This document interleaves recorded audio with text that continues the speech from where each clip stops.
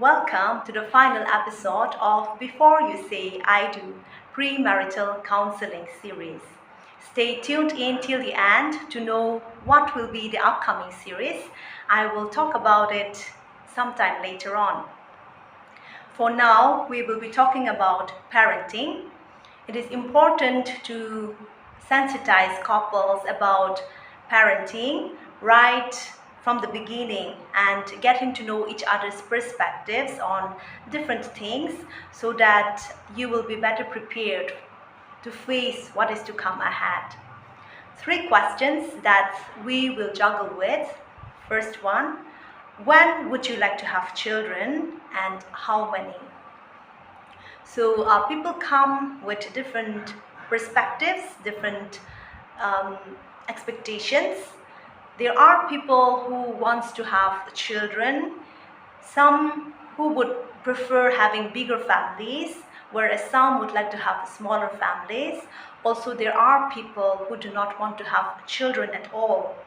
Now, if we were living in our grandparents' time, I think thinking about a couple getting married and not wanting children voluntarily would have been a very difficult thing to digest.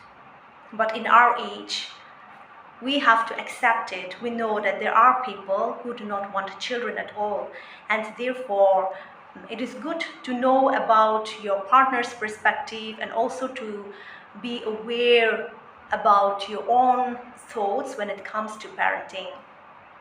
I would like to share one scenario, and yes, I know that this is, you know, one in a million kind of thing, and it's not going to be happening to every couple or most of the couple, but this scenario will really enable us to have a clear picture of understanding that yes, people really do come in marriage with different worldviews and different expectations, okay, when it comes to parenting.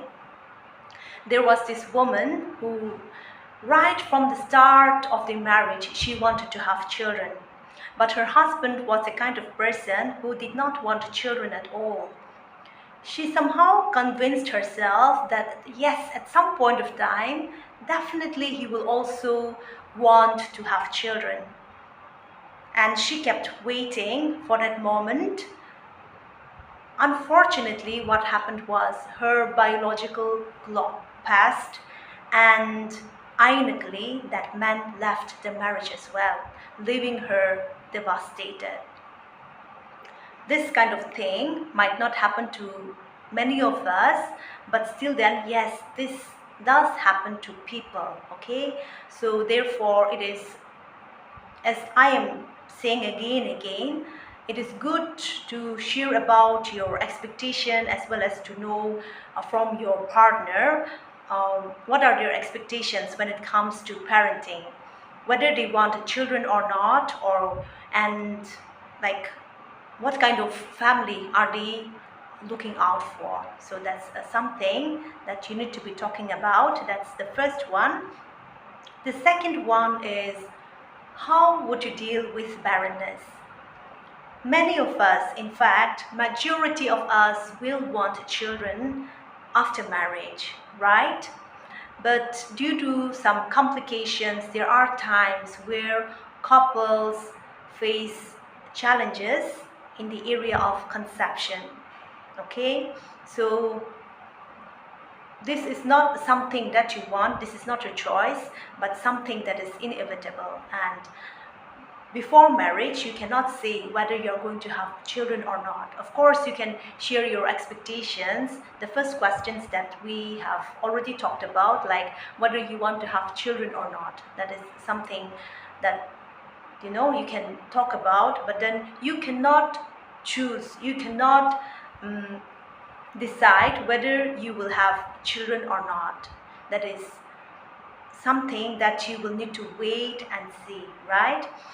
Therefore, sensitize yourself about this aspect also, so that, God forbid, if you had to face such kind of situations, it will not come as a surprise, but you will be better prepared to take that next step. What will you do about that? right? How are you going to handle that? Sharing from my personal experience, one of the expectations that I had from my life partner was that he would accept me just as I am, even if I were barren. This was very huge for me because I am someone who have always wanted children. And to imagine having a married life without children, that would have left a big hole in me, I think, and I felt, okay. Thankfully, I did not have to face these complications, and in fact, I had 4 normal births.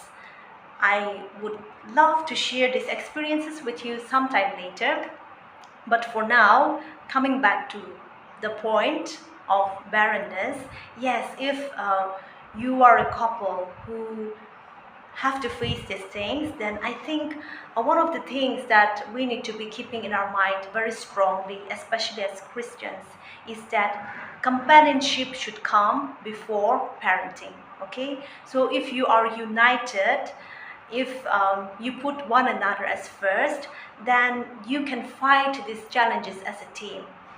And just because you face issues with conception does not mean that you are not going to have children at all, right?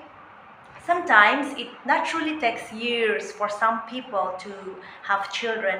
Sometimes, with the help of medical advancements, people are being helped to have children earlier on with treatments. Other times, if it's God's will for you to remain like that, yes, you might have to live your life as couple with no children at all. So that is up to God to decide and not for us to decide, right? So whatever is best for you will happen for you, even though, yes, we as human beings, we do not want to accept the fact that being barren will be a blessing. Yes, it's a hard reality, it's a difficult pill to swallow, but still then, as Christians, as we put our faith in God, let's believe that God will do in our lives what is best for us. Okay,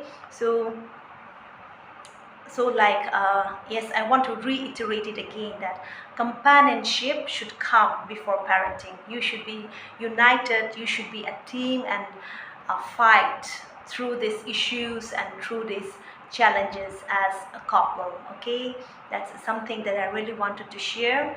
And finally, coming to the third question, I help you to identify which parenting style is more like your parents.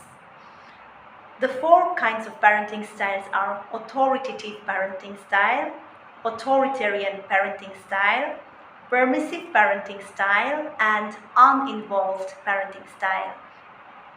There are some things that describes each of these parenting styles and the way this impacts children. Okay, so when you uncover these things, then you will get to understand which is more like your parents, how were you brought up, and what this will do is it will enable you to understand better which parenting styles works for healthier patterns and which parenting styles should not be, something that you gravitate towards.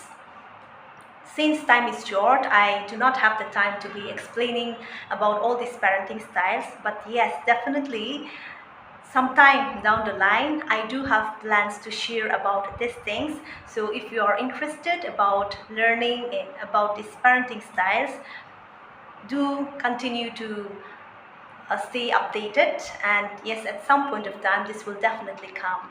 Now, the 5th parenting style which is in vogue these days is helicopter parenting style. Okay, so those are the parenting styles, and so these are the 3 questions that I've dealt with, and like as I said in the beginning, I will be sharing briefly about what is to come in the next series. In the next series, it's going to be about families of every phase, every stages, and we are going to be dealing with parenting as well as couples. Okay, how you should be connecting with one another, at every phase of your marriage relationship. So whether you are a family which has just started off, or you are a family in the later years, there will be something for every family and for every one of us. I want you to be excited just as I am. Stay connected, and again, I will be giving out more details about this upcoming series in the community post later on. Okay, so yes, stay tuned in, and I will see you in the next video, new series next week. Thank you. Bye bye.